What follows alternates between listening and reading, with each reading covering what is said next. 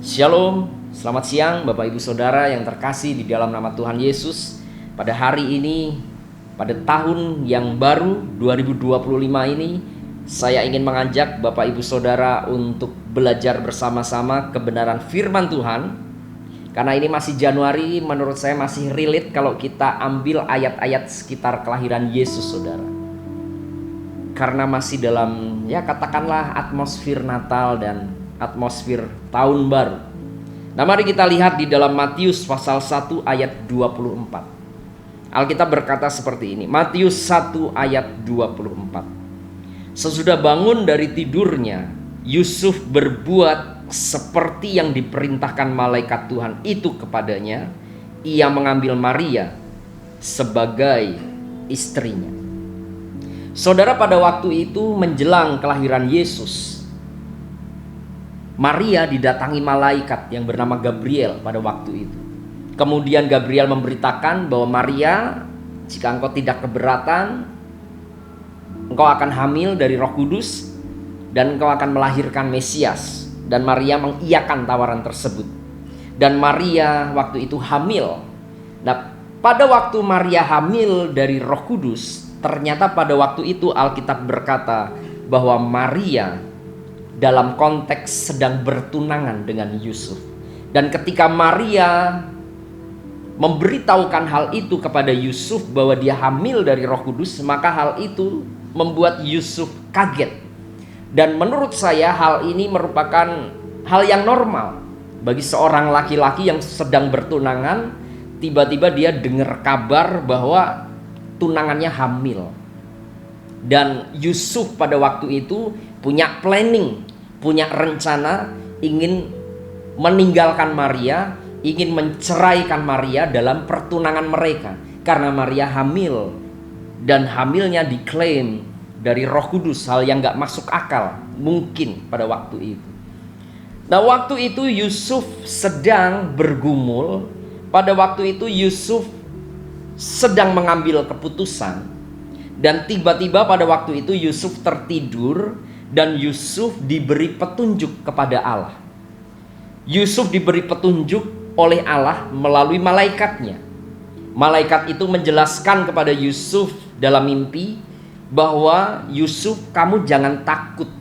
Ambillah Maria sebagai istrimu. Karena bayi yang di dalam kandungannya adalah anak Allah. Dan engkau harus menamakan Yesus. Yesus itu nanti yang akan memberikan kelepasan bagi seluruh umat manusia, bagi orang-orang Yahudi dan seluruh manusia. Yesus itu adalah anak Allah yang akan menebus dosa-dosa manusia. Ketika Yusuf diberikan petunjuk kepada Allah, ketika Yusuf diberi petunjuk melalui malaikat Tuhan, ketika itu di dalam Matius 1 ayat 24, Yusuf bangun dan Yusuf melakukan petunjuk tersebut. Saudara, menarik sekali, sebelum diberi petunjuk, Yusuf sudah bulat tekadnya ingin menceraikan, meninggalkan Maria secara diam-diam. Yusuf sudah mempunyai keputusannya sendiri secara manusia, dia akan tinggalkan Maria. Tetapi ketika diberi masukan, diberi petunjuk oleh Tuhan, ketika malaikat Tuhan berbicara kepadanya dalam mimpi, Yusuf langsung bertobat dan keputusannya langsung dirubah. Dari yang dia mau meninggalkan Maria, akhirnya dia bertobat dan dia mau mengambil Maria sebagai istrinya. Setelah dia bangun, dia realisasikan keputusan tersebut. Nah, saudara, menarik sekali kisah Yusuf ini mengajarkan kepada kita supaya janganlah kita menunda yang namanya pertobatan. Saya harap tahun yang baru juga merupakan spiritualitas yang baru dalam hidup kita, dalam konteks jangan suka menunda pertobatan. Jangan suka menunda melakukan sesuatu yang berdampak baik dalam spiritualitas kita. Pada waktu itu Yusuf langsung bertobat ketika ditegur oleh malaikat Tuhan dalam mimpinya.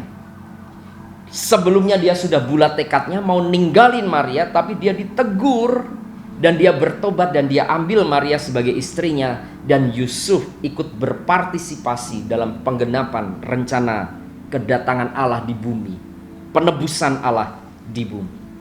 Nah, firman Tuhan ini mengajarkan kepada kita di tahun yang baru ini, mari kita memiliki spiritualitas yang baru juga, di mana kita tidak suka menunda pertobatan.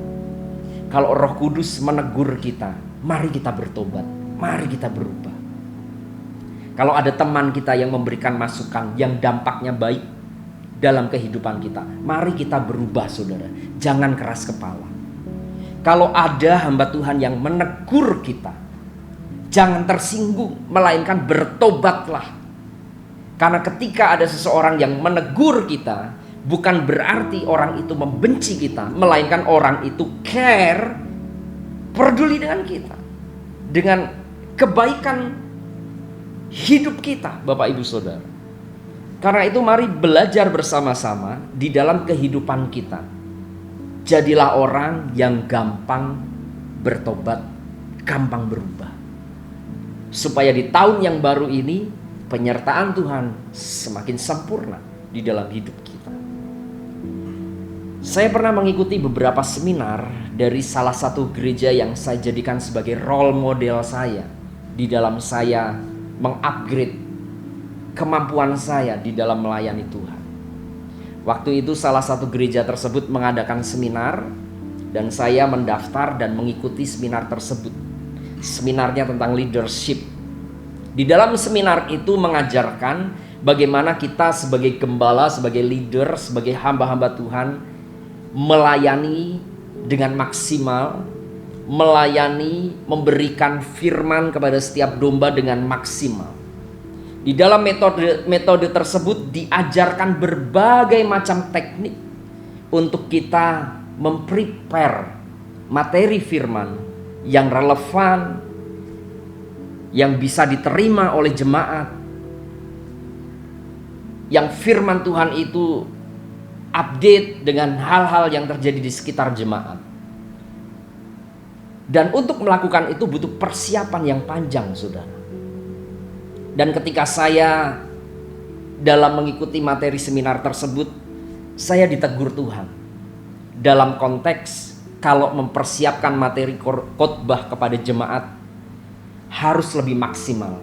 Saya ditegur pada waktu itu, Bapak Ibu Saudara. Karena saya kadang suka mempersiapkan khotbah dengan timing yang lebih cepat, dengan hal yang tidak ribet dan lain sebagainya. Waktu itu saya ditegur oleh materi firman di dalam seminar itu tentang cara memprepare khotbah yang maksimal. Dan sejak dari saat itu saya bertobat. Saya tidak menunda pertobatan dalam konteks pelayanan. Dan saya kembangkan itu. Dan ternyata ketika saya kembangkan metode tersebut, banyak jemaat-jemaat yang diberkati, menyampaikannya kepada saya secara langsung atas firman-firman yang saya sampaikan dan lain sebagainya. Dan ketika saya mengikuti seminar tersebut juga diajarkan tentang bagaimana menjalin kolaborasi di antara setiap seksi yang kita pimpin. Dan di situ saya diajarkan beberapa metode dan ada hal yang menegur saya, yang menjadi masukan dalam diri saya, dan saya tidak menunda-nunda untuk berubah jadi lebih baik. Saya kembangkan itu dan menjadi dampak yang baik di tempat di mana saya melayani. Nah, saudara, di dalam hidup kita, mari kita belajar seperti Yusuf. Kalau ada sesuatu yang baik, mari jangan tunda untuk kita melakukannya. Mari kita lakukan. Jangan tunda untuk bertobat, jangan tunda untuk menjadi lebih baik di dalam segala hal. Mari kita lakukan. Karena itu untuk kebaikan diri kita sendiri.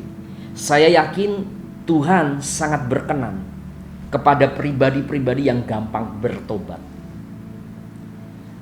Kalau saudara perhatikan kisah Saul dan kisah Daud. Daud itu dosanya parah, mengambil pasangan orang lain dan membunuh suaminya. Saul dosanya yaitu melanggar tata cara pemberian persembahan. Seharusnya dia harus tunggu Samuel datang, baru dia kasih persembahan kepada Tuhan.